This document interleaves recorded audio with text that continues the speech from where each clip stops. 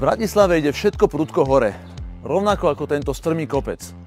Vidieť to na stále drahšie MHD a rastúcich daňach z nehnuteľností. Počas vládnutia primátora Vala za posledných 5 rokov išli ceny MHD hore až o 71%. To je šialené. Pamätáte si na tie sľuby o 15-minútovom meste? Paradoxne ako prvú vec zrušil 15-minútové lístky na MHD. A teraz sa pozrieme na dane z nehnuteľností. Tie išli tiež raketovo hore. Dane za byty a rodinné domy nám Valo zvýšil za posledných 7 rokov vo funkciu astronomických 146%. Podnikateľom zvýšil Valo dane za nebytové priestory až o 106%. Kde toto skončí?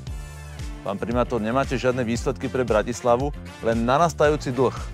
Zvyšujete ceny, zvyšujete dane a aj tak nás všetkých čím ďalej, tým viac zadlžujete. Ak ma zvolíte za primátora, najbližšie 4 roky sa nebudú zdvíhať dane z nehnuteľností a opätovne zavediem 15-minútový lístok na MHD.